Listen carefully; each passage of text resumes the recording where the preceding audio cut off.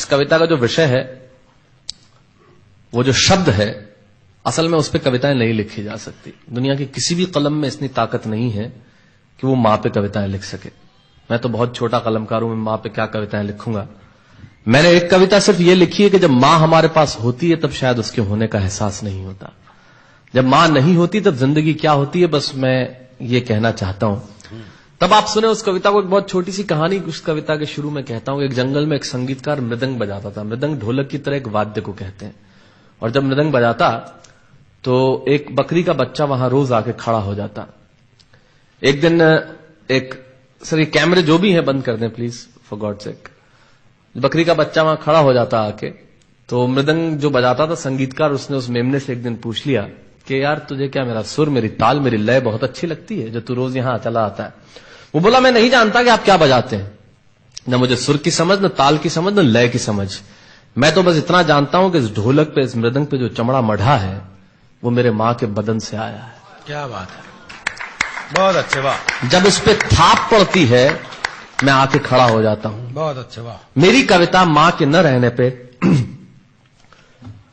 भीतर से पड़ी हुई थाप की कविता है, तब सुनाना चाहता हूं। इस कविता में अगर आपके आंसू बाहर की दुनिया की यात्रा करना चाहे तो रोकिएगा मत। अगर आपको ठीक लगे, जैसा कहता हूं जब मां नहीं होती तब जिंदगी क्या होती है। एक मुनव्वर राणा साहब का शेर उधार लेता हूं कि किसी के हिस्से में मकान आया, किसी के हिस्से में दुकान आई, मैं सबसे छोटा था, मेरे हिस्से में मां आई।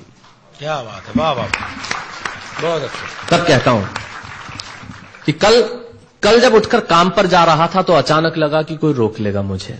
कल जब उठकर काम पर जा रहा था तो अचानक लगा कि कोई रोक लेगा मुझे और कहेगा खड़ा खड़ा दूध मत पी, हजम नहीं होगा। मुझे लगा कोई कहेगा खड़ा खड़ा दूध मत पी, हजम नहीं होगा। 2 घड़ी सांस ले ले, अरे इतनी ठंड और कोट भूल गया, इसे भी अपने पास ले ले। मन में सोचा मां रसोई से बोली होंगी जिसके हाथों में सना आटा होगा। अगली पंक्ति के खालीपन से जुड़े और जुड़े तो मुझे बताएं। मन में सोचा मां रसोई से बोली होंगी जिसके हाथों में सना आटा होगा, और पलट के देखा तो क्या मालूम था कि वहां सिर्फ सन्नाटा होगा। पलट के देखा तो क्या मालूम था कि वहां सिर्फ सन्नाटा होगा। अरे अब हवाएं ही तो बात करती हैं मुझसे। जब कोई नहीं होता तब अंतरिक्ष बात करता है, निर्वात बात करता है, वैक्यूम बात करता है। तब कहता हूं अरे अब हवाएं ही तो बात करती है मुझसे। लगता है जब जाऊंगा किसी खास काम से तो कोई कहेगा दही शक्कर खा ले बेटा, अच्छा शगुन होता है। कोई कहेगा गुड़ खा ले बेटा, अच्छा शगुन होता है। पर मन इसी बात के लिए तो रोता है कि सब कुछ है मां, सब कुछ, जिस आजादी के लिए तुझसे मैं सारी उम्र लड़ता रहा। आपने अपने बचपन में देखा होगा, माए हमें टोकती है, यहां मत जा, वहां मत जा, ये मत कर, वो मत कर। तब हम आजाद होना चाहते हैं, और आजादी की कीमत कितनी बड़ी देनी पड़ती है। अगर कम शब्दों में मैंने ठीक बात कह दी हो तो इसका एहसास मुझे जरूर कराइएगा कि सब कुछ है मां, सब कुछ, जिस आजादी के लिए तुझसे मैं सारी उम्र लड़ता रहा वो सारी आजादी मेरे पास है। फिर भी न जाने क्यों दिल की हर धड़कन उदास है। कहता था ना तुझसे मैं वही करूंगा जो मेरे जी में आएगा, और आज मैं वही सब कुछ करता हूं जो मेरे जी में आता है। बात यह नहीं है कि मैं जो चाहूं कर लूं, मुझे कोई रोकने वाला नहीं है।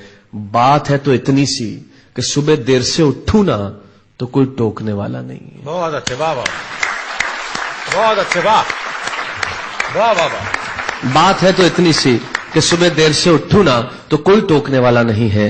रात को देर से लौटूं तो कौन नाराज होगा भला, कौन कहेगा बार बार कि अब कहां चला। आप ही के जिंदगी के कुछ दृश्य चुराता हूं और आप ही को सौंपता हूं। रात को देर से लौटूं तो कौन नाराज होगा भला, कौन कहेगा बार बार कि अब कहां चला। दोस्तों के साथ घूमने पर उल्हाने कौन देगा, मेरे वो तमाम झूठे बहाने कौन देगा। सच कहा साहब, गम की चोटें जख्मों पे फौलाद से ज्यादा क्या होगी, और मां की दौलत दुनिया में औलाद से ज्यादा क्या होगी। तब कहना चाहता हूं कि रात को देर से लौटूं तो कौन नाराज होगा भला, कौन कहेगा बार बार कि अब कहां चला। दोस्तों के साथ घूमने पर उल्हाने कौन देगा, मेरे वो तमाम झूठे बहाने कौन देगा। कौन कहेगा कि इस उम्र में क्यों परेशान करता है। हाय राम, ये लड़का क्यों नहीं सुधरता है। पैसे कहां खर्च हो जाते हैं तेरे, क्यों नहीं बताता है। सारा दिन मुझे सताता है, रात को देर से आता है, खाना गर्म करने को जागती रहूं, खिलाने को तेरे पीछे भागती रहूं, बहाती रहूं आंसू तेरे लिए। कभी कुछ सोचा है मेरे लिए। खैर मेरा तो क्या होना है और क्या हुआ है, इस बुढ़िया का तो क्या होना है और क्या हुआ है। तू खुश रह लेना यही दुआ है, और आज तमाम खुशियां ही खुशियां। जीवन में जो सर्वश्रेष्ठ एक पंक्ति जो ईश्वर ने मुझे सौंपी वो मैं आपको सौंपता हूं। कहीं कोई कविता नहीं है, एक बहुत सामान्य सी बात जो बहुत सामान्य ढंग से मैं कह रहा हूं, लेकिन गेट सेट गो जो मैंने किताब लिखी, शायद हिंदुस्तान की पिछले 3 सालों में सबसे ज्यादा बिकने वाली किताब वो रही, 14 भाषाओं में उसका अनुवाद हुआ। वाह वाह में मैं रोज टीवी पे बोलता हूं, मेरे लाखों लफ्ज कुर्बान करता हूं सिर्फ उस एक पंक्ति पे जो ईश्वर ने मुझे सौंपी, और कहीं कोई कविता नहीं है, आप ही का भाव आपकी उठा को सौंपता हूं और देता हूं, और जिस विश्वास के साथ मैंने लिखा उस विश्वास के साथ आपको देता हूं कि मेरा तो क्या होना है और क्या हुआ है, इस बुढ़िया का तो क्या होना है और क्या हुआ है, तू खुश रह लेना यही दुआ है। और आज तमाम खुशियां ही खुशियां, गम ये नहीं है कि कोई ये सब खुशियां बांटने वाला होता, पर कोई तो होता जो गलतियों पे डांटने वाला होता। बहुत अच्छे, वाह वाह वाह वाह, बहुत अच्छे, वाह।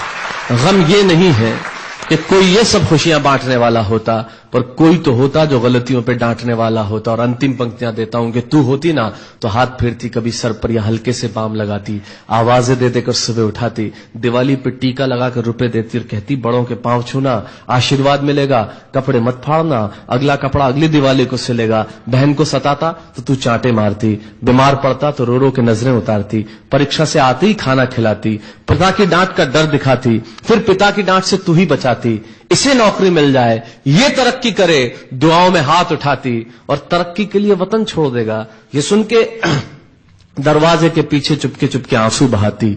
सब कुछ है मां, सब कुछ, आज तरक्की की हर रेखा तेरे बेटों को छू के जाती है, पर मां हमें तेरी बहुत याद आती है। बहुत अच्छा।